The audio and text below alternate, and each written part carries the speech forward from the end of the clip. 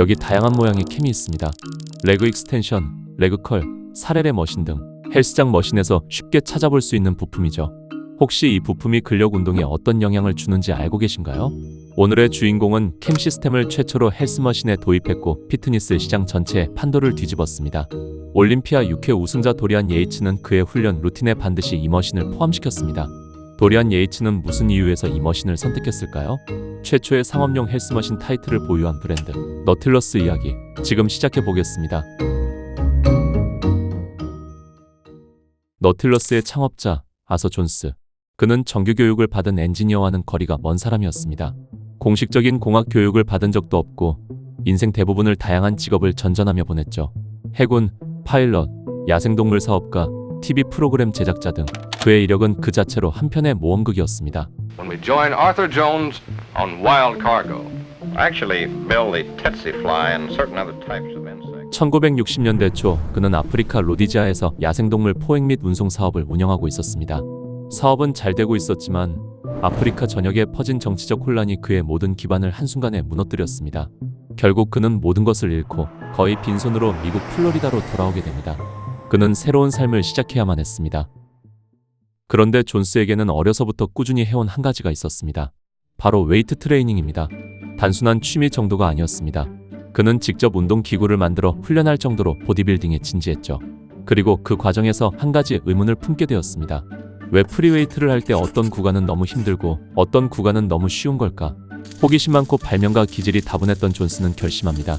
운동기구를 직접 만들어 판매하는 사업을 시작하기로요.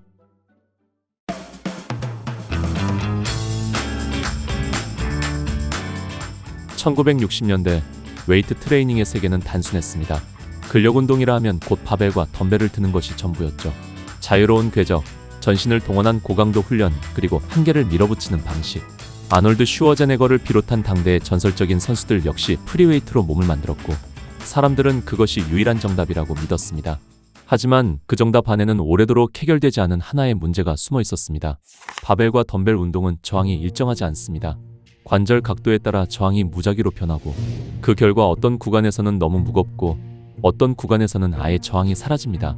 문제는 근육이 가장 강하고 모든 근섬유를 동원할 수 있는 완전 수축 지점에서 대부분의 전통적인 운동은 저항이 거의 없다는 것입니다. 즉, 근육은 약한 구간만 반복해서 쓰이고 정작 가장 중요한 강한 구간은 제대로 자극받지 못합니다. 아서 존스는 생각했습니다. 근육의 스트렝스 커브에 맞춰 저항이 자연스럽게 변화하는 머신이 있다면 어떨까? 아서 존스가 가장 먼저 집착한 동작은 프로버였습니다. 하지만 이 운동 역시 바벨 컬과 마찬가지로 프리웨이트의 한계가 분명한 동작이었습니다. 팔을 머리 뒤로 깊게 내릴수록 어깨 관절에 걸리는 저항 토크는 급격히 증가했고 그 결과 광배근이 충분한 힘을 쓰기 어려웠을 뿐 아니라 부상 위험도 함께 커졌습니다. 반대로 동작의 최종 수축 구간에 들어서면 무게의 모멘텀은 거의 0에 가까워지며 저항은 사실상 사라집니다. 즉, 가장 강하게 수축해야 할 구간에서 저항이 거의 존재하지 않는 매우 비효율적인 운동이었던 셈입니다. 이 문제를 해결하기 위해 아서 존스는 전혀 다른 접근을 시도합니다. 그는 헬스머신에 사상 최초로 캠을 도입했습니다. 캠은 원래 산업용 자동차 기계에서 사용되던 힘 조절 장치였습니다. 존스는 이 캠을 통해 광배근의 스트렝스 커브에 맞는 저항 변화를 구현하고자 했습니다. 저항은 동작의 시작에서는 가장 낮고 움직임이 진행될수록 점점 증가하며 완전 수축 지점에 가까워지면 다시 한번 부드럽게 감소합니다. 이제 저항은 운동 전 구간에 걸쳐 의도적으로 설계된 형태로 작용하게 된 것입니다. 하지만 이 아이디어는 하룻밤 사이에 완성된 것이 아니었습니다. 존스가 처음 이 개념을 떠올린 것은 1948년. 그러나 아이디어를 실제 제품으로 구현하는 일은 전혀 다른 차원의 문제였습니다. 정확한 캠 곡선을 설계하고 충분한 내구성을 확보하며 현실적으로 제작 가능한 구조로 만드는 과정은 수많은 시행착오를 요구했습니다. 정식 공학 교육을 받지 않았던 존스는 이 모든 과정을 거의 독학으로 해결해야 했습니다. 그는 22년 동안 수십 개의 프로토타입을 만들고 부수고 테스트하며 조금씩 완성도를 높여갔습니다. 그리고 마침내 1970년 세계 최초의 캠 방식 프로버 머신이 세상에 등장합니다. 크고 투박한 파란색 철제 프레임 때문에 사람들은 이 머신을 블루몬스터라 불렀습니다. 머신의 중심에는 앵무조개를 닮은 독특한 캠이 자리 잡고 있었고 존스는 자신의 회사와 이 혁신적인 시스템에 라틴어 이름을 붙였습니다. 너틸러스. 22년의 집념 끝에 프리웨이트의 한계를 넘어선 완전히 새로운 시대가 열리기 시작했습니다. 하지만 세상은 쉽게 변하지 않았습니다. 많은 보디빌더들이 여전히 머신을 무시하고 프리웨이트가 진짜 보디빌딩 운동이라고 생각했습니다. 존슨은 자신의 머신이 효과가 있다는 것을 증명해야 했습니다. 그래서 매우 과감한 실험을 합니다. 1973년 젊은 보디빌더 케이시 비아토르를 콜로라도로 초대했습니다.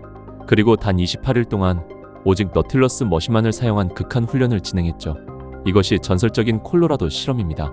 결과는 충격적이었습니다.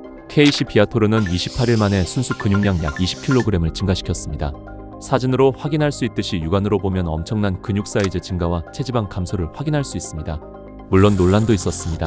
과거에 측정된 데이터는 부정확하고 수치에 뻥튀기가 있을 것이라 주장하는 사람이 있었고, 케이시는 이미 훈련된 선수였기에 머슬 메모리 효과가 있었다는 지적도 있었죠. 하지만 단기간에 많은 근육량을 얻었다는 결과는 부정할 수 없었습니다. 콜로라도 실험 이후에도 아서 존슨은 멈추지 않았습니다. 그는 수많은 실험과 데이터를 바탕으로 당시로서는 혁신적인 과학 기반 훈련 방식인 히트를 대중에게 적극적으로 확산시켰습니다. 이 새로운 트레이닝 철학과 너틸러스 머신은 곧 미국 피트니스 시장을 빠르게 장악했고 보디빌딩의 흐름 자체를 바꾸는 데 결정적인 역할을 하게 됩니다. 콜로라도 실험 이후 미국 전역 헬스장에서 캠이 달린 파란 너틸러스 머신이 하나의 상징처럼 자리 잡기 시작했습니다. 그리고 조 웨이더, 마이크 맨처, 도리안 예이츠, 수많은 챔피언들이 하나둘씩 너틸러스 머신을 찾기 시작했습니다. 특히 도리안 예이츠는 인터뷰를 통해 여러 차례 너틸러스 머신을 매우 잘 만들어진 장비라고 평가했습니다. 그의 블러드 앤 거츠 훈련 영상과 기록을 보면 너틸러스 머신은 거의 빠짐없이 등장합니다. 이는 단순한 머신 협찬이 아니라 그가 성과를 만들어내는 필수 도구로 선택했기 때문입니다. 아서 존슨은 타고난 스토리텔러이자 마케팅의 귀재였습니다. 아서 존슨은 운동 경험이 거의 없는 일반인과 여성까지 타겟을 넓혀 머신 트레이닝을 쉽고 안전한 다이어트, 체형 관리 도구로 마케팅했습니다. 당시 광고와 홍보물에서는 이전까지 헬스장과 거리가 멀었던 여성과 초보자를 향해 쉽고 안전한 전신 서킷 운동을 강조했습니다. 이건 당시로서는 파격적인 시도였습니다. 보디빌딩이 소수의 근육질 남성의 전유물이 아닌 모두를 위한 건강 문화가 된 것이죠. 너틸러스는 그렇게 보디빌딩의 도구에서 피트니스의 상징으로 진화합니다. 1970, 80년대 미국 곳곳에 너틸러스라는 이름을 건 피트니스 센터가 생겨났고 이 센터들은 거의 전 구간을 너틸러스 머신 서킷으로 채워놓았습니다. 캠 구조의 물리학적 완벽함과 아서 존스의 대담한 마케팅은 너틸러스를 시대의 아이콘으로 만들었습니다. 1980년대에 들어서며 너틸러스는 절정기에 올랐습니다. 전 세계로 퍼진 너틸러스의 성공은 아서 존스를 포브스 400 리스트에 올려놓을 정도로 막대한 부를 안겨줍니다. 그리고 1986년 그는 너틸러스를 약 2,300만 달러에 매각하고 매드엑스 프로젝트와 자신의 또 다른 집착 대상이었던 의료, 야생동물, 항공 분야에 다시 몰입하기 시작합니다. 2000년대 이후 너틸러스는 타 브랜드와의 인수합병을 수차례 거치며 정체성을 잃어갑니다. 코어 헬스 앤 피트니스가 너틸러스를 인수하면서 너틸러스의 오리지널 시리즈인 니트로 라인은 단종되었으며 스타트랙과 플렉스 피트니스의 영향을 받아 임팩트, 인스팅트, 레버리지 라인을 새롭게 구성하게 됩니다. 우선 임팩트, 인스팅트 시리즈는 기존의 스타트랙의 핀머신을 그대로 승계했는데 로고만 바꾼 수준의 리뉴얼을 하게 됩니다. 다행히 기존 머신들이 큰 단점이 없고 호불호 없는 무난한 머신이었기 때문에 너틸러스의 신규 머신들도 큰 문제는 없었습니다. 하지만 안타깝게도 출시 후 시장에서 큰 호응을 이끌어내진 못했습니다. 그리고 레버리지 시리즈는 플렉스 피트니스의 DNA를 물려받습니다. 특히 너틸러스 레버리지 체스트 프레스는 시범이 홈짐의 훈련용 머신으로 보유하고 있을 만큼 운동감이 아주 준수한 것으로 알려져 있습니다. 그러나 많은 사람들이 원조 플렉스 피트니스 레버리지 머신의 운동감과 가치를 더 높게 평가하는 상황입니다. 이렇게 너틸러스는 더 이상 혁신의 대명사가 아니게 되었습니다. 캠과 체인으로 대표되던 초창기 너틸러스 특유의 개성은 점점 옅어지고 무난한 범용 상업용 머신, 원조에 못 미치는 애매한 머신 쪽으로 정체성이 이동해버린 셈입니다. 결국 여러 차례 인수합병 끝에 2024년 너틸러스 법인은 사실상 파산 절차를 밟습니다. 너틸러스는 가장 화려한 머신을 만든 브랜드도 단순히 마케팅만 잘했던 브랜드도 아니었습니다. 대신 전 가동 범위에서의 완벽한 근력 운동은 실제로 어떻게 작동하는가를 머신으로 설명하려 했던 최초의 회사였습니다. 여러 번의 인수합병 이후 브랜드의 모습은 많이 달라졌지만 아이러니하게도 지금 다시 주목받는 것은 오래된 구형 너틸러스 머신들입니다. 최신 머신들보다 오래된 머신들이 다시 선택받고 있다는 사실은 이 브랜드가 얼마나 혁신적이고 가치 있는지를 보여줍니다. 만약 여러분의 헬스장에 오래된 너틀러스 머신이 있다면 그 장비가 만들어진 의도와 구조를 떠올리며 한 번쯤 천천히 움직여 보시기 바랍니다.